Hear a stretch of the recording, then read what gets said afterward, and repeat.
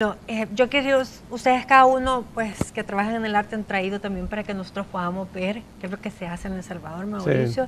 Sí. Algunas fotos también suyas ya van a empezar a aparecer para que nos Sí. explique también las técnicas y lo que decían, lo que se inspira. Y esto precisamente también que usted quería mostrar, esta fotografía. Sí, lo que pasa es que con todo lo que Miguel Ángel Ramírez acaba de comentar, es bueno que él lo diga porque la percepción que de repente la sociedad tiene es que no se está haciendo arte y cultura, porque es lo mismo. Entonces, estamos viendo el encuentro de muralismo latinoamericano, que es la imagen que está desde mi lado a mano izquierda, donde se miran en tonos amarillos. Estos son grandes muralistas que vinieron de Chile, de Argentina, de Ecuador, vinieron de Honduras y entonces estuvieron aquí durante un mes y dejaron todo su trabajo en la Universidad Nacional, en la Facultad de Derecho. Y entonces, pues de alguna manera quizás el gran fallo es que no tenemos buena comunicación, ¿verdad? O sea, son cuestiones del arte que de repente hay grandes valores desde siempre. En la historia de El Salvador el arte ha sido, como las artes visuales han sido el gran referente a nivel internacional, no solo porque han viajado por toda Europa y por todo el mundo, sino que se han ganado grandes premios, digamos César Menéndez, Antonio Bonilla y otros, ¿verdad? Entonces, este encuentro de muralistas, que como decía Miguel Ángel, o sea, la idea es, ellos vienen, dejan un legado que es increíble porque hay un tránsito de gente en la Universidad Nacional de más de 2.000 personas en esa área solo de la Facultad de Derecho. Entonces, gente que de repente nunca habían tenido acceso al arte, porque esa es de las cuestiones que se valoran en esto también, ahí tienen la oportunidad, la primera oportunidad de tener ese encuentro. Entonces, de ahí el acercar... No, y además que es una forma de expresión también que es muy necesaria para los jóvenes. Por ejemplo, el arte posguerra, que también hay bastante material de eso. Que la cuestión, o sea, ahí en la otra cara de la ficha que estábamos poniendo, ahí aparece este se llama El horror al vacío, arte vacui, el arte de la posguerra.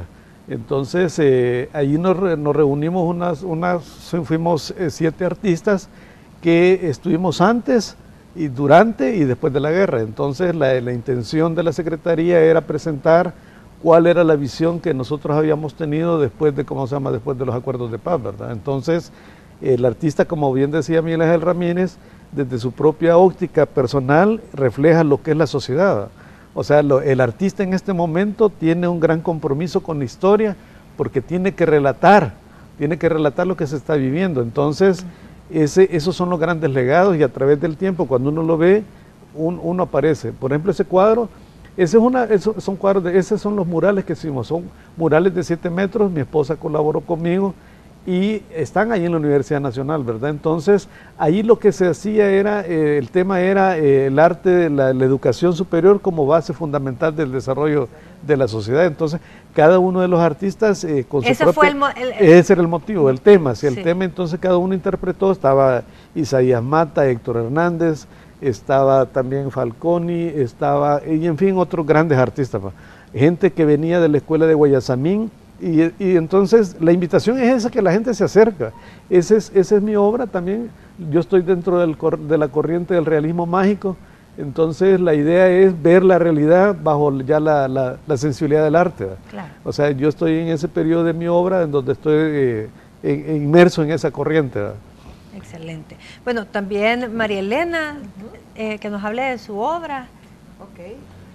Pues yo comencé trabajando mucho con niños, ¿verdad? Pero no el niño tradicional, sino que le ponía, en vez de cabello, yo le ponía frutos, ¿verdad? Entonces eran como close-ups.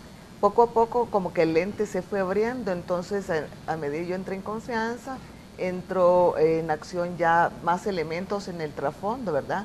De los cuadros, y actualmente estoy trabajando con un tema que es un poco más espiritual, ¿verdad? Porque por la raíz cristiana, y también he estudiado teología, entonces los trabajos que estoy haciendo tienen más ese enfoque. Este es un tema de una niña, ¿verdad? La vegetación, he trabajado mucho también la vegetación, pero viéndola a la niña dentro de un contexto donde ella está prácticamente ahí desprotegida. ¿Qué hace una niña ahí sola, verdad? Entonces es también, aunque la niña es una niña linda, es la inocencia de ella. Esa es la misma obra. Entonces el trabajo sobre todo es la niña, pero actualmente he estado trabajando este tema de cómo poner puentes. ¿Qué significa el puente? El puente es algo que me puede llevar de un lugar a otro.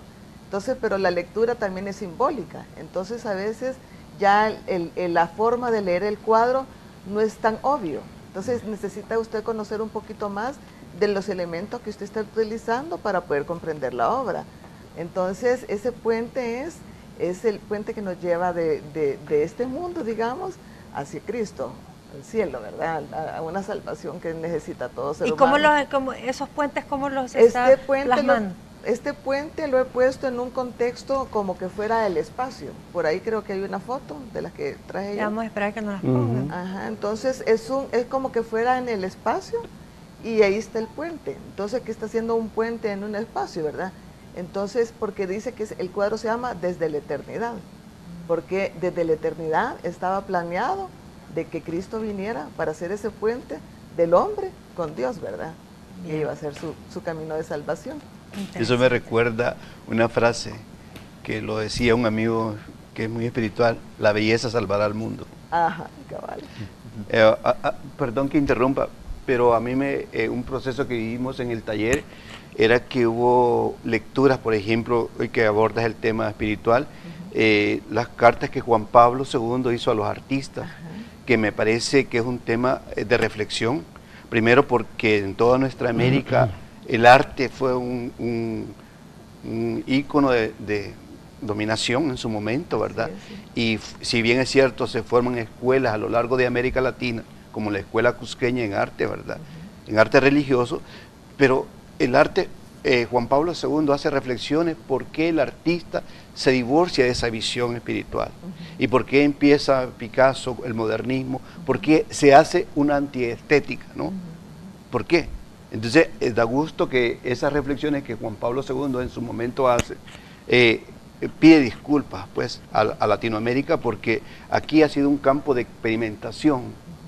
O sea, por eso da gusto cuando Mauricio cita a Oswaldo Guayasamín, que obviamente es de una etnia de las Américas, ¿no? ¿Verdad? O si vamos a una mirada hacia México, están los muralistas, y si vemos en nuestros referentes acá un Salarrué, con un gran amigo que lo acompaña en su mundo de aventura creativa, que es Mejía Vides, ¿verdad? Entonces, ver todos esos referentes que tenemos, nuestra manera de ver estéticamente. Si bien es cierto, la mirada espiritual es imprescindible y es indispensable para cualquier creador,